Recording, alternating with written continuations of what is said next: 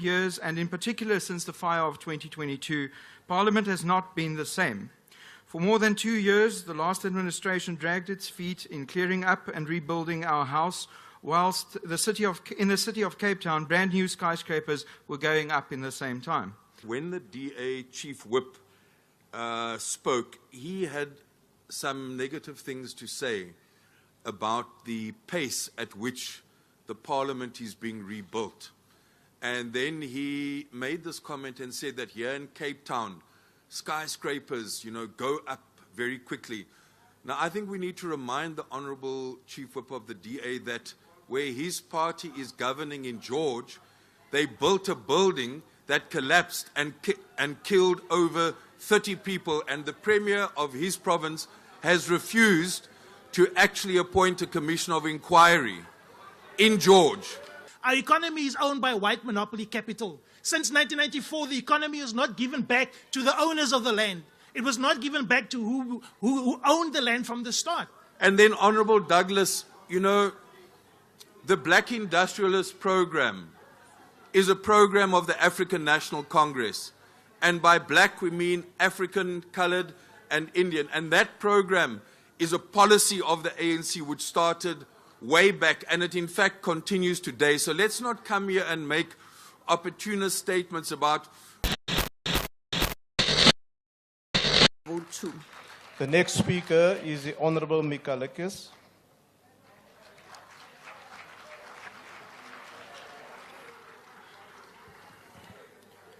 Honourable House Chairperson, those who have never been a part of Parliament will not understand and appreciate the crazy, unpredictable, wonderful place that it is.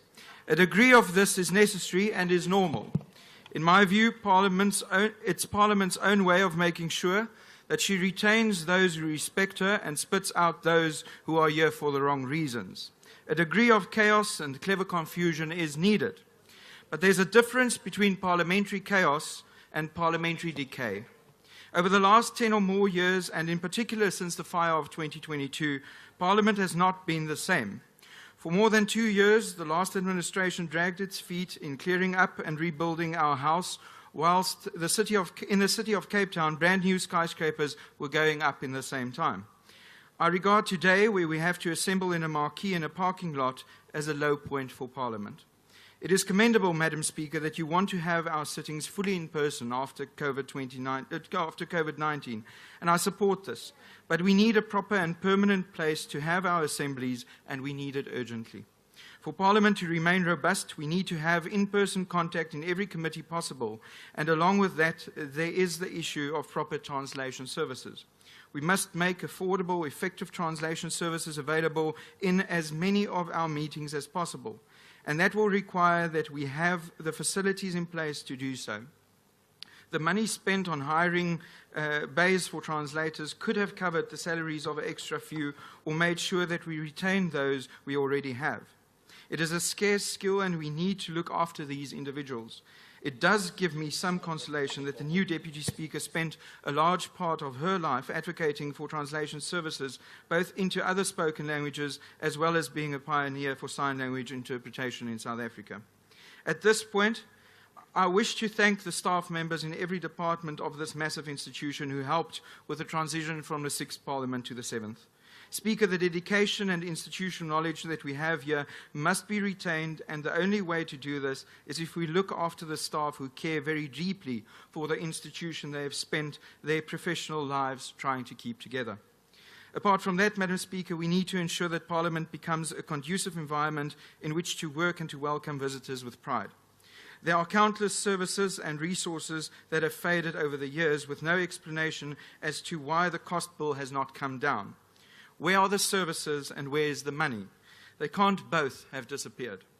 Madam Speaker, in terms of our operations itself, it is vital that we implement a more robust committee system where members are not simply left to ask once-off questions to departments and then the scrutiny is over. We need to implement a robust system of engaging the executive like we have done before in SCOPA and in the Justice Committee during the Thabo Bester investigation. Of course, the system is not appropriate at all times and for all business before the committees, but where appropriate, our committee chairpersons should allow for more freedom and engagement from members. Apart from that, it will now more than ever be important to ensure that the policy objectives and targets set by every department and as set out during the President's speech needs to be placed on the agendas of the portfolio committees and monitored closely. When it comes to oversight, it is first Parliament's duty to monitor closely the implementation and realization of these objectives, but also to ensure that we do from our side what we can to assist in making it a reality. Our other key function is that of legislation, where we must move to a point where members can meaningfully make a contribution. I am very aware of the fact that not all members are lawyers, but they don't have to be. We need, however, to provide new members with the necessary capacity to interpret laws and not merely parrot researchers inside Parliament and their parties. A final operational matter that must be prioritized in Parliament is the processing of petitions. It has been more than 12 years since the judgment in Oriani Ambrosini versus Speaker caused the scrapping of the Petitions Committee as collateral damage for allowing members to bring private members' bills without permission. It cannot be that we are the only parliament in the world where the Petitions Committee sits in the upper house that is representing the provinces and not in the lower house that represents the people directly. This and the review of our rules to make Parliament suitable for an era of coalitions will be vital in the coming years if we want to move forward. Madam Speaker, none of these challenges are impossible to overcome, and by overcoming them with each step, we will not only restore the dignity of Parliament, but also her ability to facilitate the working of our democracy in a tangible manner. Because it is here where our democracy really should come alive. House Chairperson, it's not only an archaic institution that is nice to have for traditionalists. It's based on the most robust and inquisitive parliamentary processes in the world, where the quirks serve a purpose, and it is vital that if we want to ensure that all our ideas and voices of the people, not only from the government, but also the opposition, is aired and considered. I and the DA caucus look forward to help make this a reality. Thank you. And Honourable Speaker, honourable members and fellow South Africans, I greet you all in the name of our Lord and Saviour Jesus Christ, and I stand before you as a representative of Mkonto. The budget is more than a collection of numbers. It is a reflection of our nation's priorities, values, and commitment to transforming the lives of all South Africans, and having been deprived of the opportunity to have sight of all the documentation for a sufficient amount of time, we would like to officially vote against the adoption of this budget vote too. The Parliamentary Budget Office has provided us with an in-depth analysis of the 2024 Appropriations Bill, highlighting both the successes and shortcomings. As we deliberate on these appropriations, it is crucial to reflect on the past, particularly the tenure of the President Jacob Zuma. Honourable Member, will you just take a seat? There's intervention. Speaker.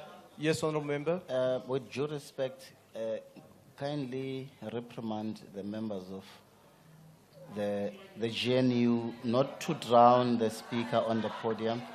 Thank you, Honourable Member. Allow him to finish his presentation. Thank you very Honourable much. Honourable members, it is indeed correct. You can interject, but the Speaker at the podium must get a fair opportunity to make his speech. So keep interjections, keep it down, and do not allow the Speaker not to be heard. From where we sit, it's difficult to follow the Speaker when there is a lot of noise coming from the floor as well. Please continue, Honourable Member.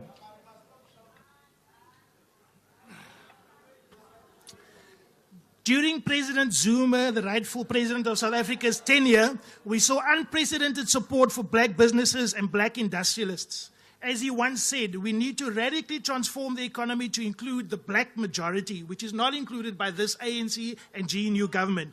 The vision translated into policies that empowered many black entrepreneurs and black industrialists program was launched under President Zuma's leadership. Black industrialists have benefited from his leadership, and millions of dollars have been given to them to start their businesses and access the economy.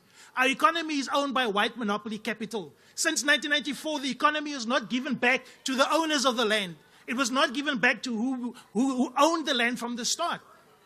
You see, the reality is that money can only be made for the appropriations of government through the taxpayers. But how did the taxpayers get that money? They got the money by appropriating the land from the indigenous people and African indigenous people without compensation to this day. In 1994, the land was never given back. The economy was never given back. You look at the short-term insurance industry. What happens there is that our people, colored, black, and all people of color get excluded from procurement opportunities by white monopoly capital. It's the same in every industry. We cannot access procurement opportunities because white monopoly capital owns every industry. Whether you go to mining, whether you go to any other thing, they own all of it. I will now call Honorable Dugmore from ANC.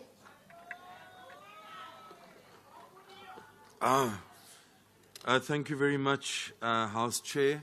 I'm not sure if our Leader of Government Business, the Deputy President, the Speaker is also here.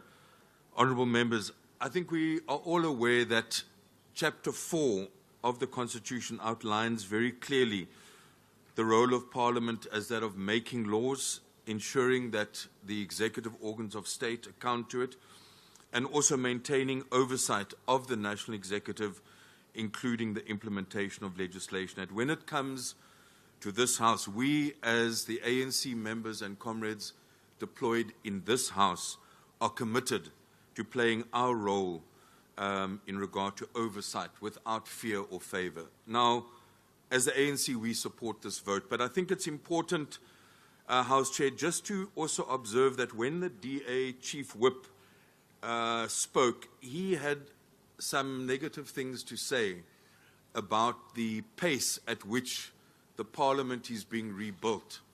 And then he made this comment and said that here in Cape Town, skyscrapers, go up very quickly. Now, I think we need to remind the Honourable Chief Whip of the DA that where his party is governing in George, they built a building that collapsed and killed over 30 people, and the Premier of his province has refused to actually appoint a commission of inquiry in George. Honourable members, I'm sorry, Honourable Dugmore. Honourable members, please let us not drown the Speaker on the podium. And then, thank you, Chair. The EFF has also come here and they've talked about the issue of moving Parliament. Now, I think all of us are aware that in terms of 42.6, an Act of Parliament needs to be introduced and passed to change the venue of Parliament. But so maybe the EFF, if they are serious about that, should bring that to this House. But kufuneka bayakhona siza kuxelela abantu basentshona koloni kuba nina niyafuna ukuba niye eGauteng. How many jobs will be lost here? So let's not be emotional about this issue. Let's look at it. But we will tell the people of the Western Cape that the EFF wants to move this Parliament. But let's discuss it. And then, Honourable Douglas, the Black Industrialist Program is a program of the African National Congress. And by black, we mean African, coloured, and Indian. And that program is a policy of the ANC which started way back, and it in fact continues today. So let's not come here and make opportunist statements about this leader being more committed to black industrialists than the other, because African, coloured, and Indian black industrialists have been supported. And also it was the 6th administration, this Parliament, that actually passed a transformative piece of legislation in terms of the expropriation bill, something that the previous administration had not been able to do, and that bill provides for nil compensation and broadens the definition of expropriation of a 1966 piece of legislation. So this organization, the African National Congress, remains committed to the transformative process of our laws. So when laws are made by this House and assented to by the President, we need as members to ensure that we monitor implementation very closely. It's our responsibility to do this work without fear or favour, always guided by the oath of office we have assented to. Now, as the ANC, we are encouraged by the statement of intent which has been signed by all parties of the GNU. The statement of intent reaffirms the collective commitment to the founding values of this Constitution and its preamble. Among the foundational principles are those of social justice, of redress and the alleviation of poverty. The statement of intent also makes it clear that the GNU will include cooperation, both at the executive level but also here in Parliament. And I think we need to pay tribute to the 6th Parliament as we say that that ANC members in this 7th Parliament will continue to support legislation which aims at transforming our society. Let's look. The previous 6th Parliament passed the National Health Insurance legislation, the Basic Education Laws Amendment Bill, the Expropriation Bill, the Pension Fund Amendment Bill, which workers organized had been calling for. Prevention of hate crimes and hate speech was passed by this previous Parliament, and national laws on gender-based violence. And that is the transformative record of legislation that this House must continue. And I would indicate that we as the ANC are fully prepared to play that role and not take seriously some Honourable notion of Dugmore. us being so-called Your time has neoliberals. expired. We're committed to change this country, to transform it, because we are busy with a national democratic Honourable Dugmore. revolution as the ANC. Thank you. Thank you.